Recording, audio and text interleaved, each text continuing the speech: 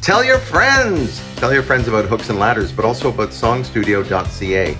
You can get all kinds of information about songwriting, tips, and all kinds of stuff. Anyway, like, follow, and subscribe. That's what we need. That's what you need.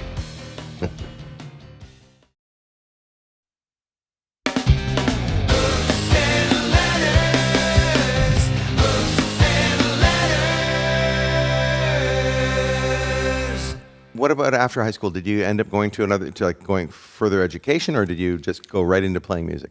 Well, I was thinking I was gonna go to art college or something. I mean, I didn't really, I didn't want to. Yeah. But I thought it was something that my parents would want me to do. But then I found out that they just, they're like, well, as long as you find a way to support yourself and, As long as you're happy. Yeah, and they're still like that. I mean, they're like my biggest fans, which is nice. So at that point, I'd already been working at home hardware that my brother manages.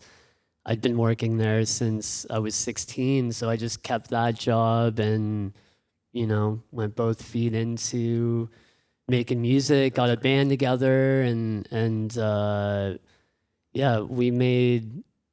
Well, yeah, when I met you, I guess at The Only. It was at The Only, yeah.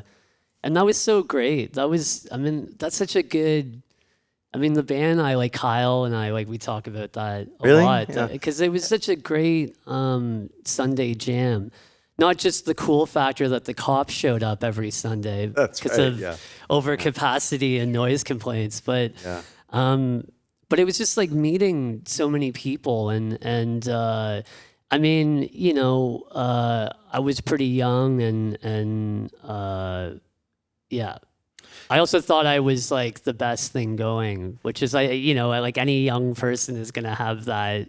They're either gonna be like so nervous, shy, or they're I've actually become more socially anxious as the years go by. Which kind of makes sense in a way. You start realizing what you don't know. You realize how much you don't know. When I met Jerry, it was at The Only Cafe. So The Only Cafe, for Lindsay, who is staying in the hostel upstairs, it was only the one side at that point. So it was a long, narrow place. They didn't have the other side where the music is now. And the two guys running the jam on Sunday nights were Terrence Gowan, so Lawrence's brother, Lawrence, who was here on Monday, and Tim Bovaconti, who was playing guitar with Ron Sexsmith at the time, and with a lot of other notable people, and a terrific songwriter in and of himself, whatever. Yeah. The whole point of it was an original. Well, it was sort of a semi-original music jam. They weren't quite full on original yet. They did that at Say What later, which is an amazing idea when you think about it. It's a jam, but it's only originals. So you have to show up and sort of quickly tell them how the song goes, and then they try and get through it. So it's interesting for everybody. But at The Only, it was a bit of a mix of that stuff.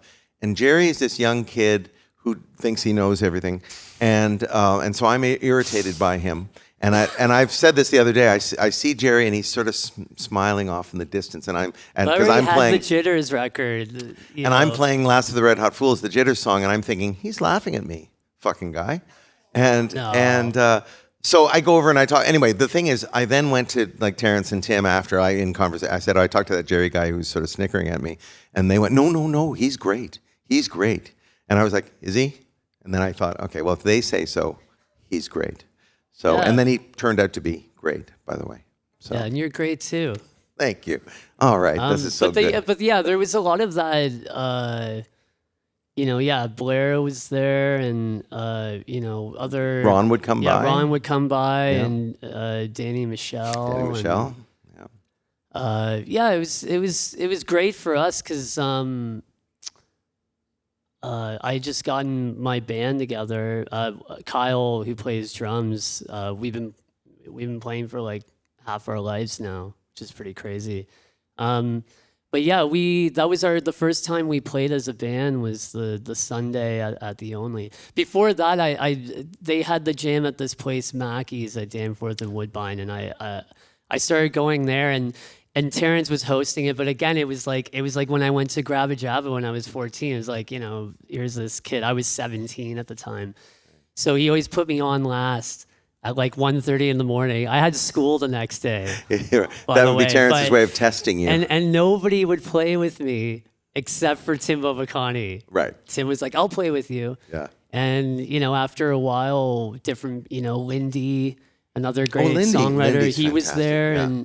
and he wanted to write with me, and and I was like, I didn't know what does that even mean? I didn't, I didn't know that was too like intimidating to me, but yeah, I kind of disappeared for a couple years, and then showed up at the Only with the band and started playing, and then it all started kind of falling. Like Terrence got really into it, and Tim made a record with you, didn't he? Yeah, we made so the first album I made when like Kyle and I were 19, we were just gonna make a demo. We didn't have a proper demo, and Tim Bovaconti had offered to produce it, and we went to, remember Monumental?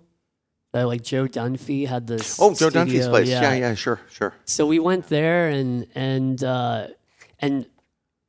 even with that first record, I'm still kind of like this now.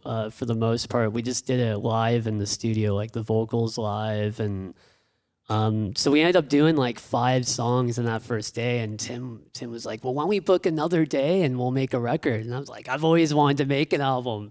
Yeah. So we did that, and Terrence played Farfisa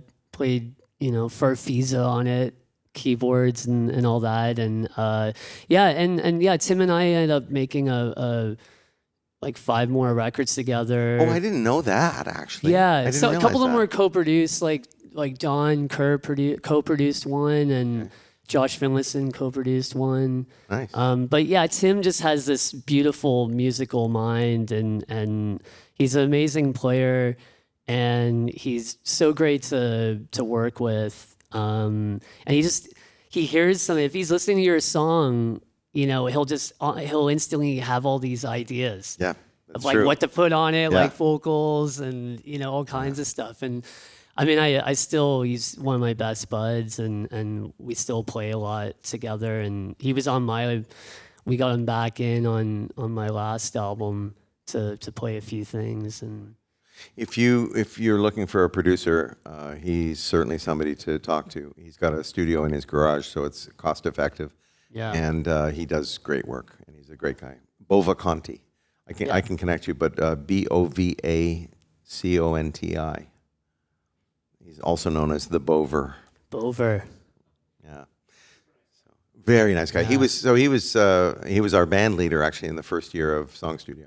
So in those days, so what we do is on Thursday nights, we have a showcase of all the students' songs, and they get up on stage, meet the band more or less for the first time, hand them charts, and then hope for the best. Yeah. And it's super exciting. I like that. And it sounds great too. But Tim, in those days, had he played drums. He had a cocktail kit. Oh yeah, right? Yeah. The upright. So it has a bass drum that's upright that you also hit like a tom-tom, and it has a pedal that hits upright. And so he would do that. You'd go up and say, "Yeah, it's in G," and he'd go, "I don't care, I'm playing drums."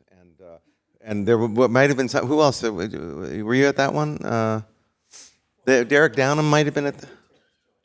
Maybe Terrence was playing bass. Yeah. Okay, yeah. So it would be the two of them, and so Terrence is playing bass, and Tim is playing drums, and the guest is playing whatever they're playing, and there's no chart. They're hearing it on the fly.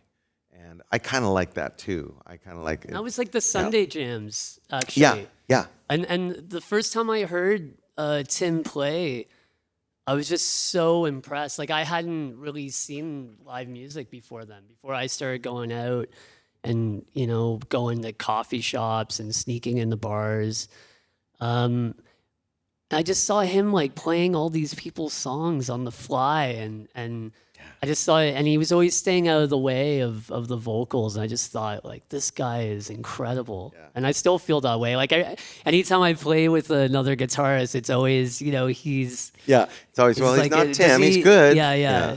Does he have the Bover quality? That Sunday Night Jam was remarkable, by the way. And one of the things I talk about to my students at Seneca, by the way, and I would say the same to you, is I say build your own vehicle, whatever it is. And in the case of that Sunday Night Jam that they did, they Tim and Terrence booked the They got a regular night every Sunday night at Say What, and they decided what it was going to be. They built a vehicle, and for them it was great because what it meant was people like Jerry would come down, play 2 or 3 songs.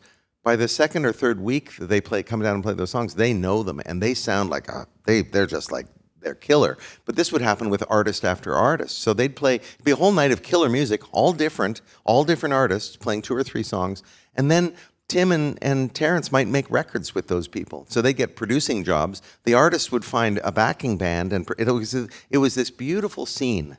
So I say build your own vehicle, whatever it is. That's one example, is book a residency night and make it work for you in a bigger way than just the moment of what it is. Yeah, and I never thought of it. It's cool that you say that because I never thought about it before. A few years later, we end up being asked to start a residency at this bar, Castro's Lounge.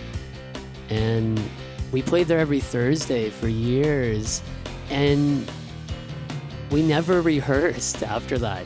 Because I would just spring new songs on the band, and over the course of the weeks, we would try different arrangements and figure it out. And I probably felt comfortable doing that because I spent those years going to the Sunday Jam and playing with those guys and seeing like, well, they can do it, we can do it.